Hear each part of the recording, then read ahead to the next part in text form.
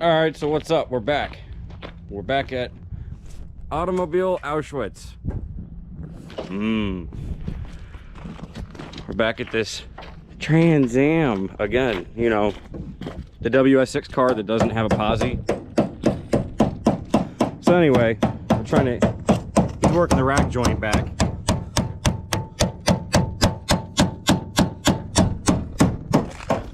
Steering column's locked and we ain't got a key for it, and we're trying to get the steering box out of the car, so he's separating the rack joint right now.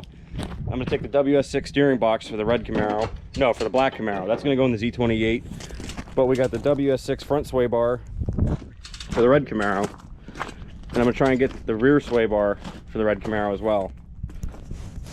I just did a rack joint in the black Camaro. That car steers a lot better than it did. That car was a drunk driving simulator beforehand. That rack joint was just shot. So now I did the rack joint. Now I need to do a steering box, and that car should be pretty good to go. So I'm gonna help him get this shit apart, and I'll see you guys in a minute. So while he's over there making noise, he's over there cutting power steering lines. He wants to get a steering box out of Grand Cherokee because you can swap them into A bodies like the Skylark or my Cutlass with some modifications. You get a better ratio, what do you get, a better ratio, and what else? Better ratio and more turns. Better ratio and more turns. Because it's an SUV, it's got this same level of boost as the Buick and Olds and whatnot. What I want to show you guys on camera is this wreck. It drove the wheel into the body. The frame kinked and buckled right here pretty nicely. Snapped the U-joint on the drive shaft. Snapped the U-joint out of the drive shaft. And the axle was all hung up. But the craziest part about this wreck is look at this pile of junk. I know somebody literally didn't walk out of this thing because if you notice where the brake pedal is, where's the gas pedal? Yeah, look at the way the floor buckled in this thing. The whole tranny tunnel kicked over, and if you look really close, the gas pedal's in there somewhere. Somebody, like I said, I don't think they walked out of this thing. And then I also noticed that the cops cut the inspection stickers out of the windshield. This is probably an investigation. That's wild that the interior would collapse like that on something like this. It's a unibody. Unibody junk. Can I get this? Can I get to these bolts? We'll be right back.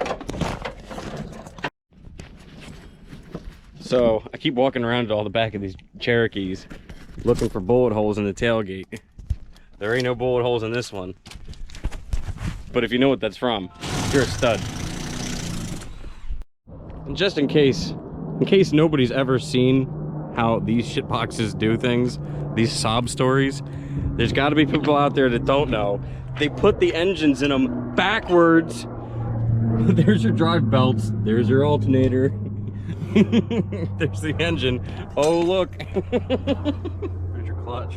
There's the clutch and the transmission. What are they thinking? I was saying to Riley, what retard came up with this idea, and then who's the bigger retard that approved it? Like, no, Johnny, you're retarded. You're fired. No, somebody looked at that and said, I like it. Let's do that. Sob. And then you're gonna get some sob people that are like, oh, actually, this design is superior to the regular design because the transmission is in the front, so therefore the weight transfer of. Look how many fuses they need to run this piece of shit. There's a box there. There's a box there. There's a box behind it. I'm sure that if you look hard enough, you find more. I'm surprised they don't hide fuses inside the oil pan or something stupid like that. I'm surprised the fender doesn't just cover that. You get the fender off to change your fuse. There you have it. Saab puts the engine in backwards. They heard when people said that they need to be longitudinal. They're like, oh yeah, really? So they flipped it around the wrong way. But all right, that's gonna wrap things up. We got more stuff to do today after we leave the yard, so I'll see you at our next location. Carvision.com.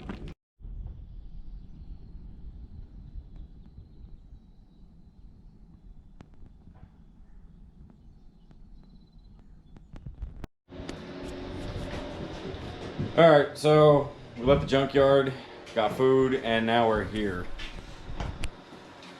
Austin's house. So this is 72 Monte Carlo you guys have seen. And he's got an electric fuel pump on here for a lawnmower that puts out 3 PSI. I don't know how that happened. How'd that happen? Because the old motor, the 355, was a small compression motor and it didn't need a lot of fuel pressure. The old motor actually ran off of the 3 PSI somehow. And it ran well. So this one's having breaking up issues when you get into the higher RPMs or try and go fast at all. We're hoping it's just simply starting for fuel. Well, it starts for fuel at the top end, but at base idle, it's just pumping fuel in. Get this, we closed the idle circuits and this thing's still running fine. When you shut the idle circuits on the carb, it should shut off. Nope, it's running off the primaries like through the main jets. So. But this carburetor is really big and we got a smaller Yeah, one. the carb is way too big. I think, what is that, an 850? It's an 850 Holly double pumper. And then we got this one, was a 750? This is a 750 Vacuum secondary. It's a really old one. We're rebuilding it. It's like an original style Holly, so we got this going on. But that's not what we're doing today. That's being laid out. He's got all the parts for it over here. Metering block costs $70. Yep. All this together is like almost 200 bucks. Crazy.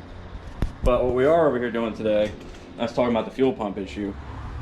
He's got this toy right here, Holly fuel pump, that he's gonna put the mechanical one on there, and that should give him about 8 PSI, and that'll be enough to run it. Theoretically.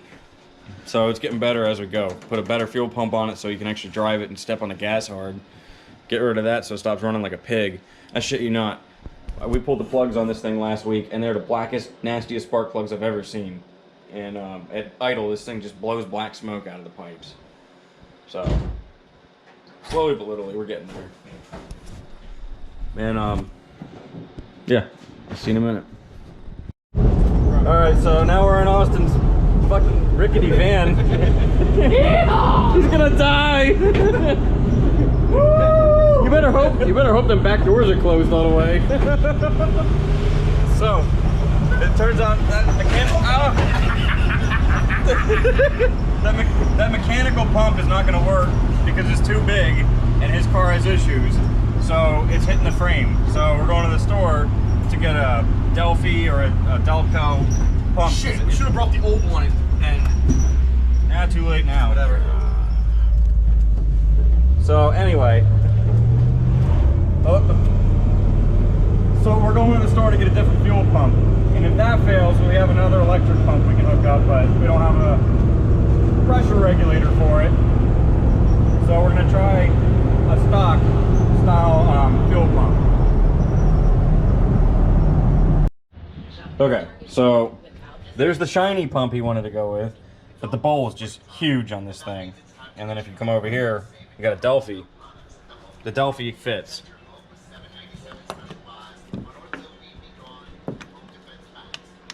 There's the size difference. The bottom of that bowl was smacking the frame, and the Delphi, you can see the bowl's a lot shorter. And not only that, when it sits in the car, the fittings are going to be facing this way and this way.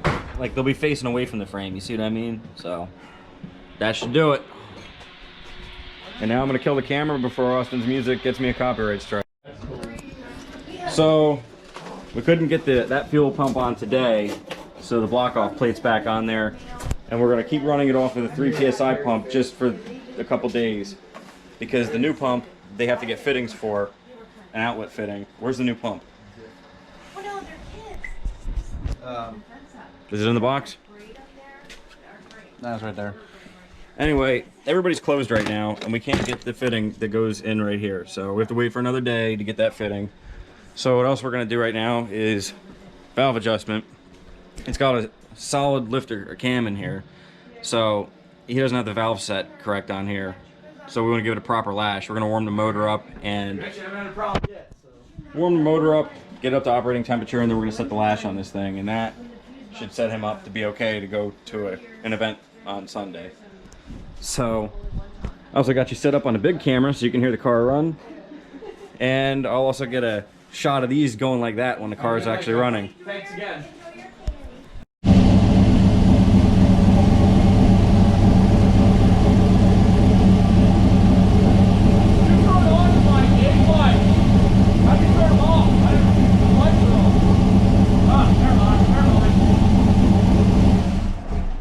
Get it over there and shut it off or we all choke to death. Hey, listen, that's the last time you run this mechanical asshole in here without an exhaust hose. I mean, I could get the gutters and hook it to the exhaust. Evidently, Austin's never seen Christine.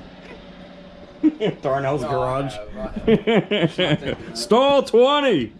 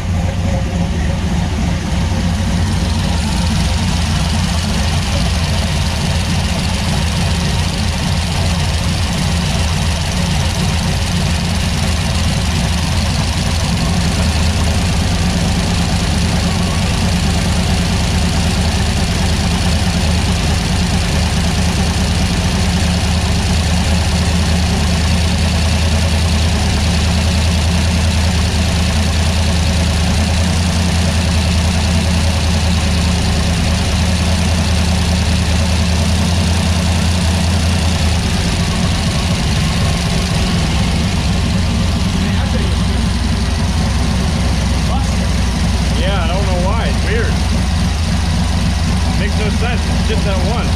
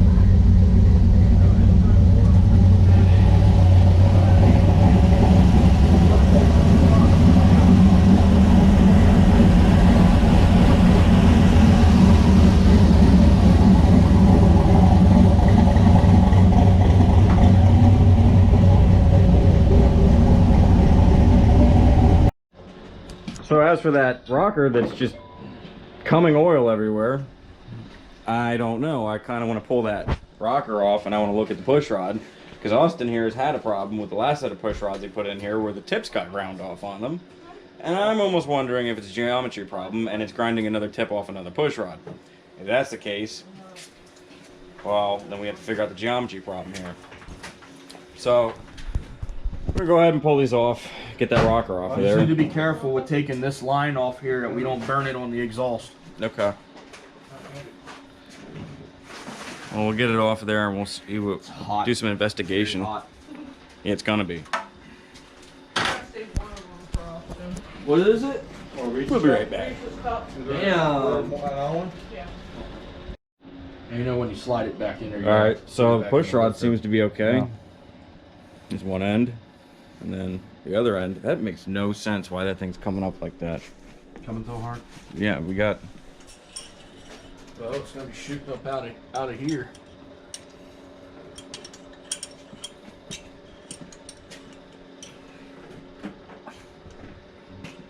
I don't know how you tell if this is in the fucking In the lifter. You got a light, flashlight. I can get it. I usually do this.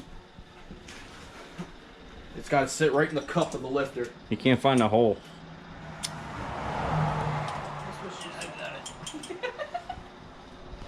Get it in there and. Did it sit in there all right? Yeah. Where is my filler gauge? Where is his filler gauge? It's not a feeler gauge, it's a filler gauge, according to Austin. Oh, and just because people always be going on about me smoking in my videos, here, take a hit. Cute. Riley, check your pockets. There, now you probably feel better. Riley, check your pockets, what he said. Firmly grasp it. Dude, it's right there. Right in front of my face. If it was a snake, it could have bit me. Give me a 5/8 wrench. If it was a snake, it would have done something involving venom and its teeth. As many times as you look for something and you can't find it, you've been. Alright, so valve lash is set. You can see he's putting his 883 cubic inch valve covers back on. Whoa! That's done. Fuel pump's not done. They're going to do the fuel pump next week after he gets the part in. Today was a fail. Fuel line. The problem Probably we a total fail. Got this job done. Yeah. Here, do you want to explain it real quick? Explain what? The fuel pump problem. I already did. Oh, you did? Okay. Yeah. Yeah. Nobody's got a flare, even though I've known I've bought. I know for a fact I've So there's that. That's done. And then now I'm going to cut and teleport you guys to probably another time zone in another place.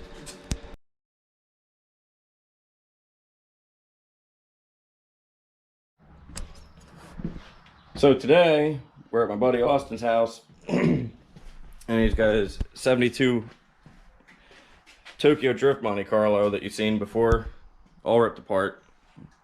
Got himself a new fiberglass cowl hood. He had to go to Ohio to get all the way from Central PA.